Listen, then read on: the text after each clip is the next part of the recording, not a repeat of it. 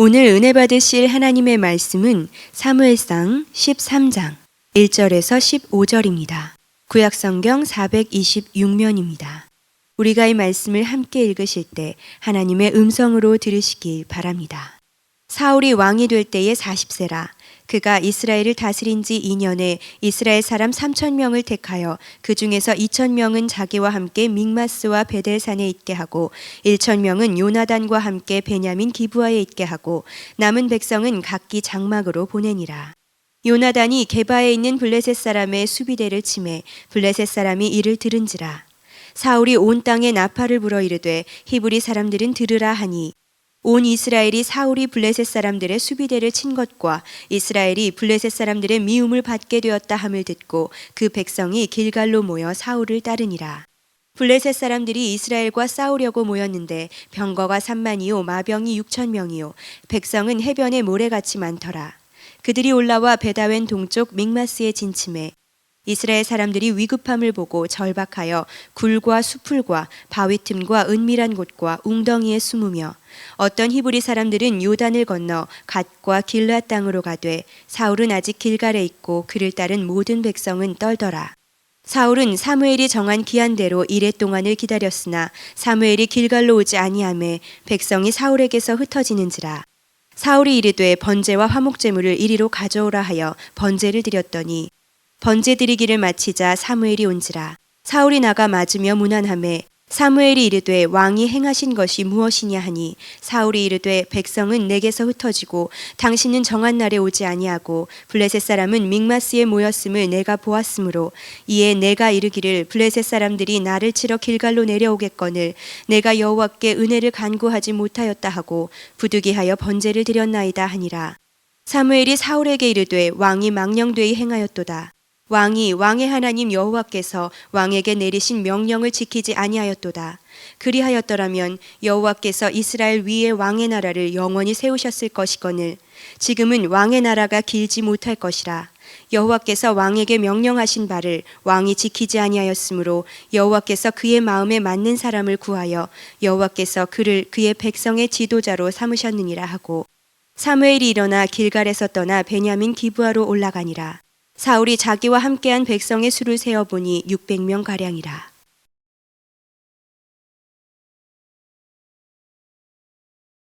오늘 저는 여러분들에게 그 영광에서 추락으로 이런 제목 가지고 말씀을 드리려고 합니다. 오늘 사울의 실패자 인생을 우리들이 들어보면서 우리는 어떻게 참 하나님 앞에서 그 영광의 인생이 될 것인가, 또 하나님이 우리에게 주신 그 영광의 복을 우리가 받아 누릴 것인가, 오늘 이것을 여러분과 함께 생각을 해보려고 합니다. 첫째는 영광의 사울 모습인데요, 이 사울을 볼 것 같으면 첫째 그는 효도의 사람이었습니다. 집에 나귀를 잃어버리자 부모님이 근심할 때 사울은 누가 시키지도 않았는데 나귀를 찾으러 사방팔방으로 이렇게 나서는 것을 보게 됩니다. 며칠 동안 찾았지만은 나귀를 찾지 못했을 때 부모님이 근심하면 어떡하나, 그래서 이 사울은 다시 집으로 발걸음을 돌리는 그러한 효도의 사울을 보게 됩니다. 뿐만 아니라 그는 겸손의 사람이었습니다. 나귀를 찾지 못할 때 종이 말합니다. 사무엘 선지자를 찾아갈 것 같으면 선지자가 가르쳐주지 않겠느라고. 그래서 이 사울은 종의 말을 듣고 이 사무엘을 선지자를 찾아 나서는 것을 보게 됩니다. 그런데 사무엘 선지자를 찾아 나서면서 사울은 이 하나님의 선지자를 찾아가는데 어떻게 빈손으로 갈 수 있냐, 그래서 그는 주저하는 그러한 영적인 면에서도 그는 겸손한 사람인 것을 그는 보게 되는 겁니다. 그리고 이 사울이 왕으로 피택이 됐는데 그 임직하려고 하니까 사울이 내가 어떻게 왕이 되냐고 겸손하게 숨어서 찾을 수가 없습니다. 그래서 사무엘이 하나님 앞에 기도합니다. 하나님, 사울을 왕으로 세우려고 하는데 사울이 어디 숨어 있습니까? 그래서 이 하나님 앞에 기도해서 사울을 찾아가지고 이 그를 왕으로 임지하게 되었습니다. 정말로 겸손한 사람입니다. 이 암몬 대군이 이스라엘을 공격했습니다. 그래서 사울이 앞장서 가지고 이 암몬 대군을 격파합니다. 그때 사울 편에 섰던 수많은 그러한 사람들이 말합니다. 당신이 이 전쟁에 나갈 때에 당신이 왕으로 이렇게 이제 피택되는 것을 보고 당신의 정적들이 반대하지 않았습니까? 그런 사람을 이번에 다 죽여버립시다. 그럴 때 이 사울은 사무엘상 11장 13절에서 말합니다. 사울이 이르되 이 나라는 사람을 죽이지 못하리니 여호와께서 오늘 이스라엘 중에 구원을 베푸셨음이니라. 정말 사울은 겸손한 사람이었습니다. 그리고 사울은 축복의 사람이었습니다. 사무엘상 10장 10절 11절 보면 하나님의 영이 사울에게 크게 임함으로 그가 그들 중에서 예언을 하니 전에 사울을 알던 모든 사람들이 사울이 선지자들과 함께 예언함을 보고 서로 이르되 사울도 선지자 중에 있느냐? 사울에게 얼마나 성령이 충만하게 하나님께서 기름 부어 주셨던지 사울이 예언합니다. 그래서 사울을 알던 수많은 사람들이 말합니다. 사울도 선지자가 언제 되었더냐? 이렇게 물을 정도로 성령 충만한 그러한 사울이었던 것입니다.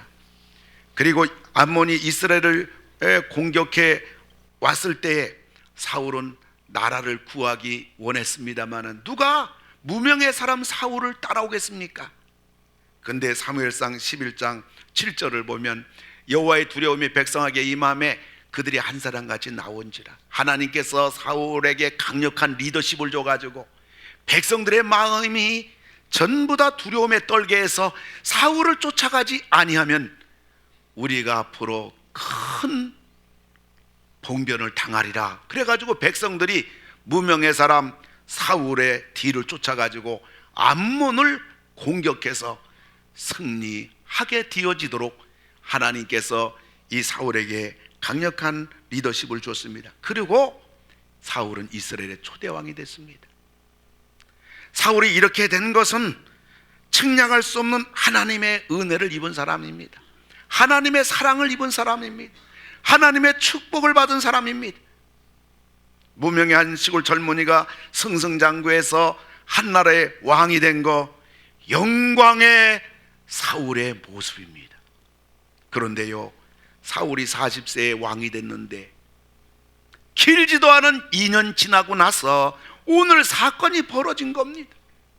오늘 사울은 완전히 추락의 인생으로 바뀌어버린 것입니다. 하나님께 버림받은 것입니다. 무엇이 사울로 하여금 영광에서 추락의 인생으로 바뀌게 되는가? 그거는 단 한 가지입니다. 그는 예배의 실패자가 된 겁니다. 그를 살펴볼 것 같으면 그의 사울의 예배를 보면 그는 하나님을 우롱하는 예배자였습니다.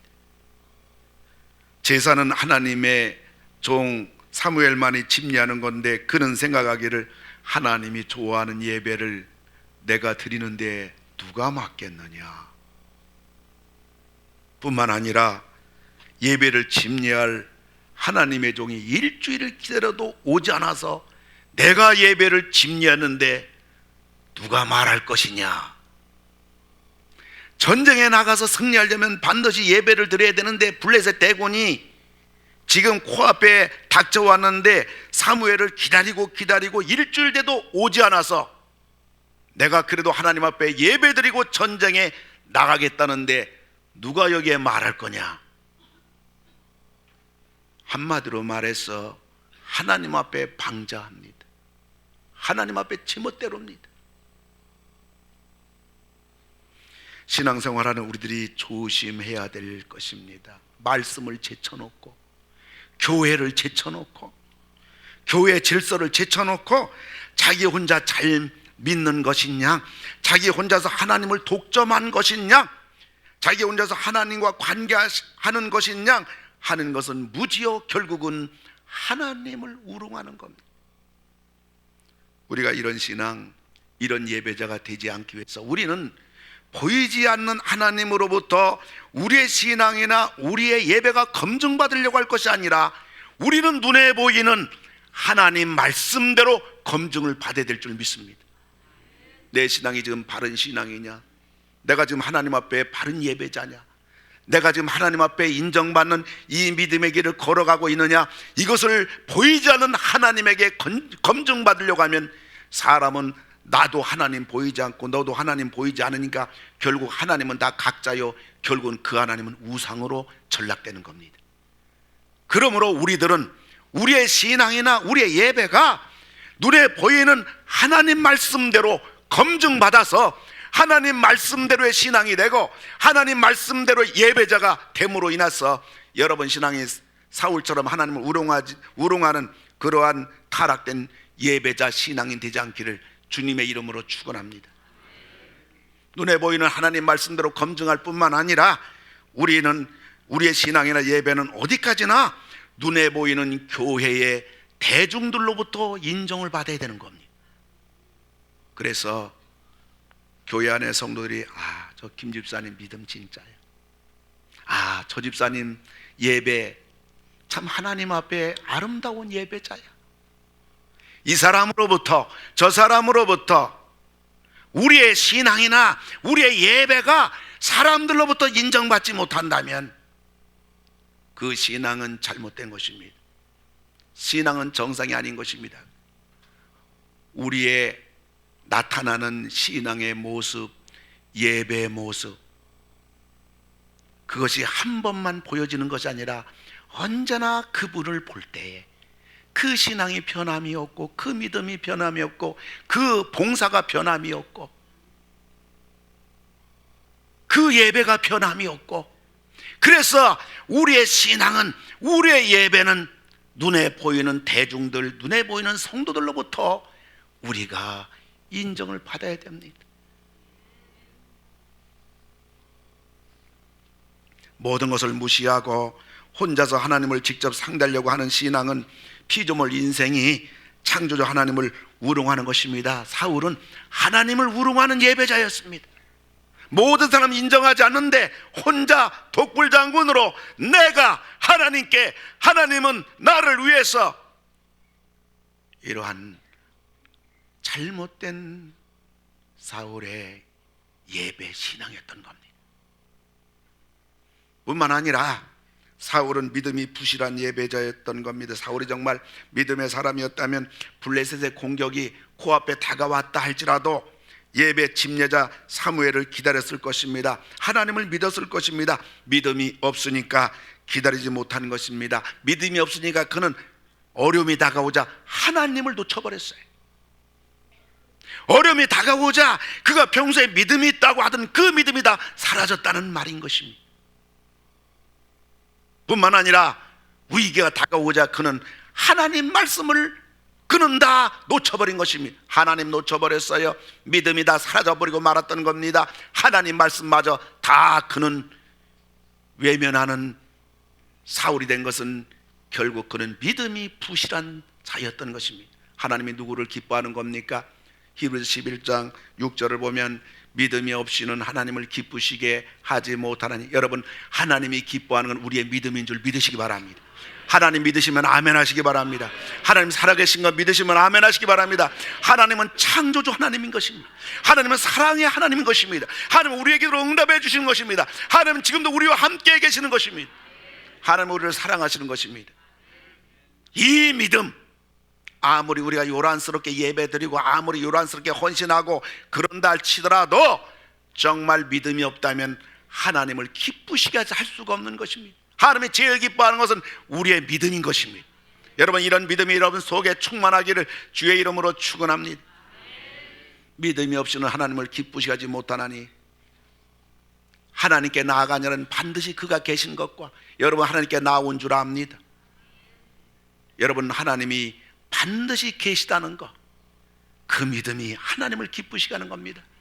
그리고 하나님께 하나님을 찾는 자에게 상 주시고, 하나님께 기도하는 자에게 응답해 주시고, 하나님을 의지하는 자에게 반석이 되어 주시고, 바로 이러한 믿음, 하나님을 기쁘시게 하는 것은 믿음이요, 우리의 믿음은 하나님이 반드시 계신 것을 믿는 믿음이요, 우리의 믿음은 하나님께 예배드리고 하나님께 기도하고 하나님께 나아가고 하나님을 의지할 때 반드시 상 주시는, 응답해 주시는, 반응이 있는, 결과가 있는, 열매가 있는 그러한 믿음이 진짜 믿음인 것입니다.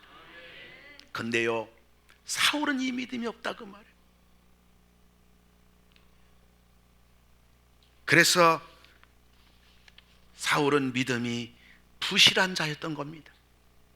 하나님을 우롱하는 예배자였죠. 하나님을 우롱하는 신앙인이죠. 믿음도 없지요. 한순간 깜빡 그는 영광의 사람이 될 수 있을지 모르지만 왕이 된 지 2년 만에 그는 완전히 나가잡혔다는 것입니다. 버림받았던 것입니다. 뿐만 아니라 그는 교만한 예배자였습니다. 블레셋 침공이 다가옵니다. 이 예배를 드리고 제사를 드리고 전쟁터 나가야 됩니다. 누가 예배 집례합니까? 하나님의 종 사무엘이 예배를 집례해야 되는데 이게 안 나타나는 것입니다. 하루를 잘 기다렸던 겁니다. 이틀째 되니까 불안한 것입니다. 3일째 되니까 짜증이 나는 것입니다. 4일째 되고 나니까 지금 전쟁 중인데 뭐 하는 것이야 하며 하나님의 종에 대해서 그는 분노하는 것입니다. 5일째 되고부터 전쟁 중인데 안 나타나니 이러고도 하나님의 종이야 하며 사무엘을 무시하는 것입니다. 6일째 되고부터는 말씀도 하나님도 사무엘도 안 보이고 자기가 일을 궁구하기 시작하는 것입니다. 그리고 누가 뭐라고 하면 맞받아 칠 생각뿐인 것입니다. 강팍할 대로 강팍해진 겁니다. 사람은 어려움 당하면요 본색이 드러납니다. 사람이 위기가 다가오면요 그의 믿음의 실력이 나타나는 겁니다. 사람이 비바람이 몰아치면요 그 사람 인격이 전부 다 나타나고 마는 것입니다. 그래서 평소에 우리가 기도하고 평소에 성경 읽고 평소에 성령 충만하고 평소에 하나님 앞에 신실한 예배자로 서야만 되는 것입니다. 7일째 드디어 자기가 예배를 집례합니다. 큰 사고 칩니다. 결국은 망하는 것입니다. 사랑하는 성도 여러분, 교만하면 망합니다. 베드로전서 5장 5절에 보면 하나님은 교만한 자를 대적하시되, 여러분 하나님이 대적하면 살 사람이 누가 있겠습니까? 그러나 겸손한 자들에게는 은혜를 주시느니라. 여러분 저 은혜 속에는 모든 게 다 있는 것입니다. 어려움 당할 때 도움의 은혜가 있는 것이고요, 병들 때 치유의 은혜가 있는 것이고요, 답답할 때 해결의 은혜가 있는 것이고요, 병들었을 때 건강의 은혜가 있는 것이고요, 가정 문제 닥쳤을 때 하나님께서 가정 문제 해결해 주는 가정의 은혜가 있는 것입니다. 어떤 사람에게 이런 종합적인 은혜가 임합니까? 하나님은 교만한 자를 대적하시되 겸손한 자들에게 은혜를 주시느니라. 오늘 삼부예배 참석한 우리 모든 성도님들, 또 우리 할렐루야 찬양대원, 우리 중위층에서 예배드리는 우리 모든 성도님들 전부 다 겸손함으로 말미암아 이 종합적인 시시때때로 돕는 하나님의 은혜가 여러분과 여러분 인생 가정에, 여러분 기도 가운데 충만히 임하기를 주님의 이름으로 축원을 드립니다. 이렇게 하나님을 우롱하는 신앙인이었고요, 믿음이 부실한 사람이었고요, 교만 덩어리 사울, 결과는 뭡니까? 그는 최악의 수모자가 되었습니다. 하나님이 그를 가리켜서 망령된 자라고 말합니다. 13장 13절을 보면 왕이 망령띠 행하였도다. 여러분 우리 기도가 뭡니까? 하나님 늙어서 망령 떨지 않게 해주세요. 하나님 늙어서 치매 걸리지 않게 해주세요. 여러분들 자신 있어서 아멘 안 하시죠?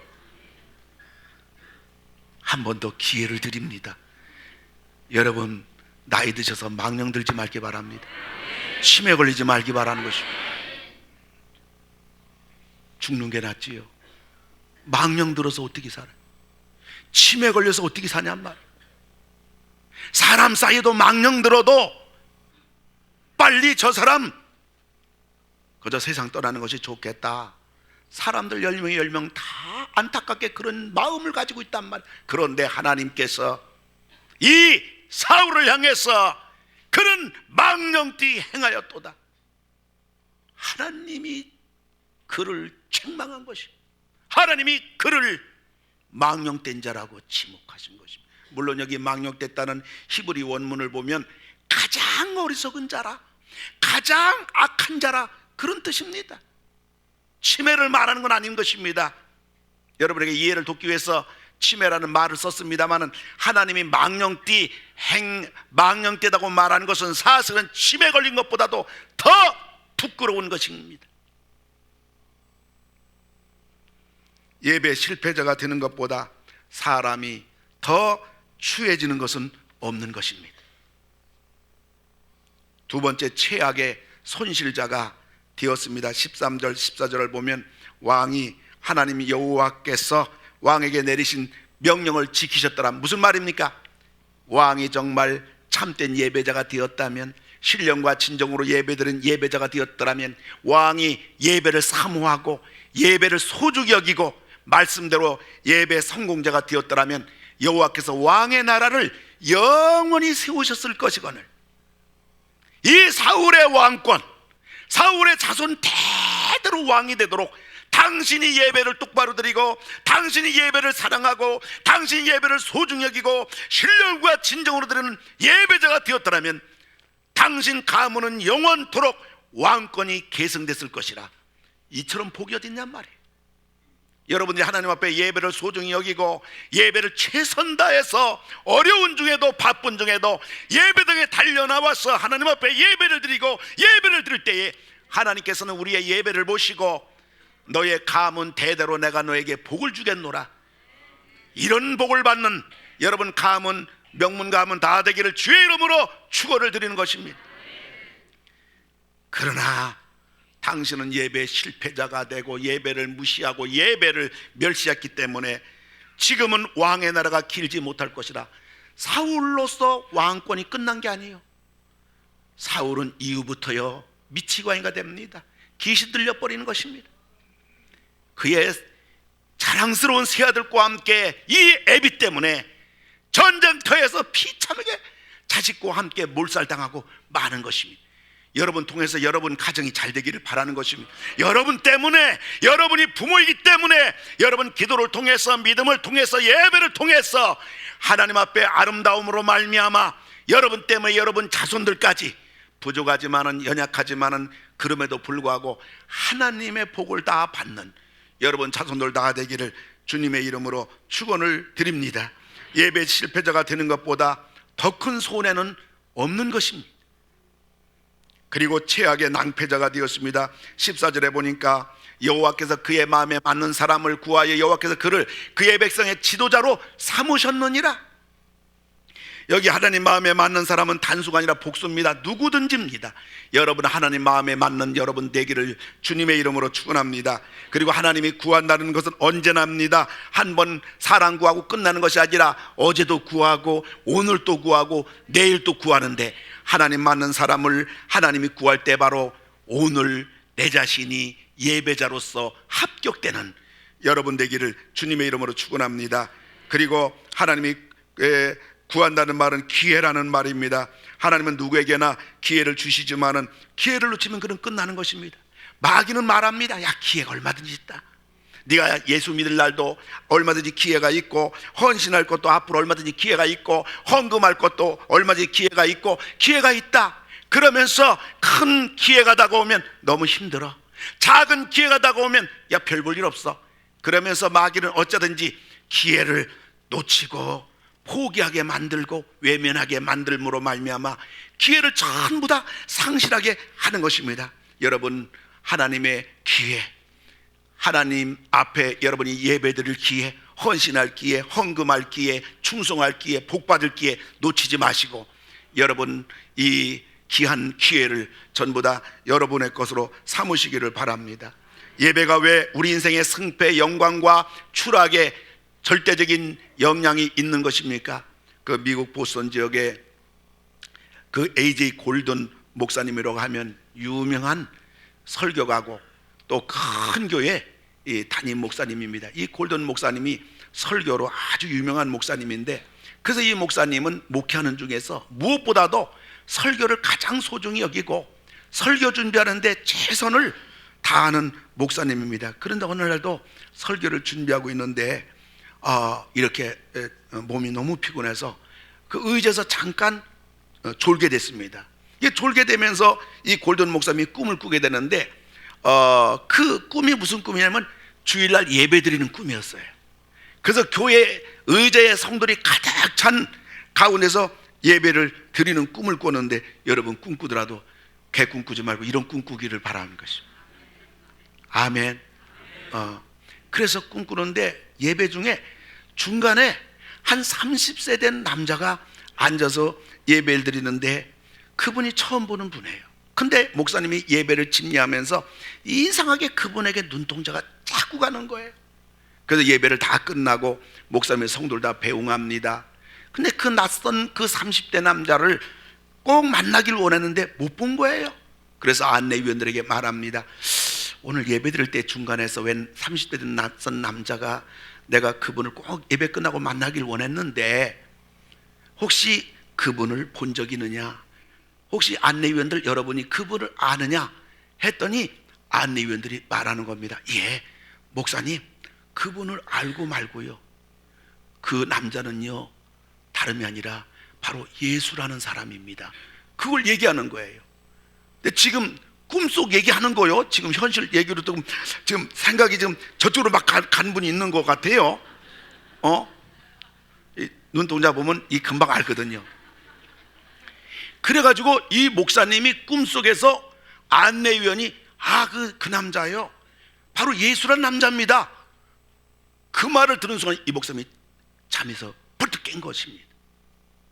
그리고 이분이 안 거예요. 이 골든 목사님이 우리가 예배 드릴 때에 예수님이 딴 데 계신 것이 아니라 바로 예배 자리에 예수님도 같이 앉아 예배 드리는 것을 이 목사님이 깨달은 거예요. 그리고 이 목사님이 그때부터 강단에 설 때마다 설교할 때마다 우리 예수님께서는 우리 예배 중에 같이 앉아서 예배를 드린다, 그걸 이 목사님이 확신한 겁니다. 그리고 성도의 그것을 분명하게 강조한 겁니다. 여러분 우리만 예배 드리는 게 아닙니다. 이 예배 중에 예수님이 같이 계신 겁니다. 뿐만 아니라 이 골든 목사님은 그때부터 성도들에게 여러분 우리가 예배 드릴 때 예수님이 우리 예배 가운데만 계신 것뿐만 아니라 우리가 밖에 나가서도 예수님은 우리와 같이 계십니다. 목사님의 그 체험, 그리고 교회가 그런 교회가 되고부터 그 교회는 능력 있게 크게 부흥하는 그러한 세계적인 교회로 하나님이 축복해 주셨던 것입니다. 사랑하는 성도 여러분, 예배를 사랑하시기 바랍니다. 공예배에 빠지지 마시기 바랍니다. 영광의 3대 공예배는 주일 낮 예배, 저녁 예배, 수요 예배인 것입니다. 기적의 2대 기도 예배는 금요 심령 부흥성회가 있고요, 그 다음에 새벽 기도회가 있는 것입니다. 그리고 명가문을 만드는 사예배는 바로 가정 예배가 되는 것입니다. 그리고 기쁨의 공동체 예배는 바로 사랑의 예배가 되는 것입니다. 사랑방 예배가 되는 것입니다. 그러므로 영광의 3대 공예배, 낮 예배, 주일 저녁 예배에서 온전히 주를 성수할 뿐만 아니라 수요 예배, 기적의 2대 기도 예배, 이 금요 기도회와 새벽 기도회, 그리고 명가의 사예배, 가정 예배, 그리고 기쁨의 공동체 예배, 사랑방 예배를 통해서 여러분들 하나님의 무한한 영광의 사람으로, 명문 가문으로 다 되기를 주의 이름으로 축원합니다. 예배만이 우리 살 길이고요, 예배가 우리 문제 다 해결해 주는 것이고요, 예배가 우리로 하여금 승리케 해주시는 것이고요, 예배가 우리를 축복의 사람이 되게 하는 것입니다. 예배 성공하면 영광의 사람이 되는 것입니다. 예배 실패하면 그는 추락의 인생이 되고 마는 것입니다. 추락 인생이 되면 그는 최악의 수모자가 되고, 최악의 그는 손실자가 되고, 그는 낭패자가 되는 것입니다. 말씀을 맺고자 합니다. 미국 시애틀에서 그 라이크 우드라는 주일학교 선생님이 반아이들을 맡았는데 아주 개구장이 4명을 맡았어요. 그래서 예배 시간에 장난치고 공부할 시간에 말씀도 안 듣고, 그래서 이 라이크 우드 주일학교 선생님이 이 개구장이 4명을 내가 어떻게 키울 것인가, 어떻게 1년 동안 돌볼 것인가 할 때 이 우드 선생님이 단 한 가지 목표를 주었어요. 그건 다른 것이 아니라 내가 이 아이들을 참된 예배자, 예배를 사랑하고 예배를 소중히 여기는 참된 예배자로 이 개구장의 4명을 내가 키워야겠다. 그리고서 기도하면서 어떡하든지 예배를 하나님 앞에 신령과 진정으로 드리고 예배를 사랑하고 예배 참석하도록 네 아이를 최선 다해서 우두 선생님이 가르쳤습니다. 그런데 세월이 흘렀어요. 1년 동안 생명 바쳐 예배자로 네 아이 키운 아이들이 하나같이 네 아이가 세계적인 사람이 됐어요. 그 사람 중에 첫 번째가 누구냐? 빌 게이츠입니다.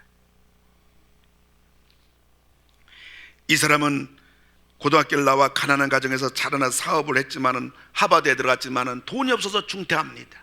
그러나 빌 게이츠 어려서 우드 선생님을 통해서 철저한 예배자로 훈련받아가지고 하나님 앞에 예배에 성공하고 나니까 하나님이 세계 제일 갑부가 되게 하신 것입니다. 예배는 성공자 인생이 되는 겁니다. 예배는 축복자가 되는 것입니다. 예배는 자체가 하나님이 함께함으로 말미암아 하나님이 형통의 복을 주시는 것입니다. 두 번째로 4명 중에 또 한 명인 보잉이라는 사람입니다. 여러분, 보잉하면 보잉기가 기억나지 않습니까? 보잉기 하면 비행기 회사 이름이라고 생각하는데 사실은 보잉이라는 사람인 것입니다. 이 비행기는 두 종류가 있는데 하나는 엔진이 뒤에 달린 것이 있고 하나는 날개에 엔진이 달려있는 것인데 지금 세계에서 가장 많이 이렇게 쓰고 있는 보잉기는 엔진이 날개에 있는데 이 보잉이라는 사람이 하나님을 경외하는 가운데 하나님께 예배드리는 가운데 바로 이것을 발명했던 것입니다. 전 세계에서 가장 많은 비행기 바로 보잉이 거의 다 지배하고 있는데 바로 그 개구장의 4명 중에 그 한 명 빌 게이츠, 그 다음에 한 명이 보잉이었던 것입니다. 그 다음에 또 한 명이 맥콜드라는 사람인데 핸드폰 전화기를 발명한 사람이다. 지금 세계 모두가 사용하고 있는 핸드폰은 멜콜드가 바로 발명한 것입니다. 한 사람은 코스라는 회사를 설립한 사람인데 보잉과 함께 합자이사가 되어서 세계적인 기업이 됐어요.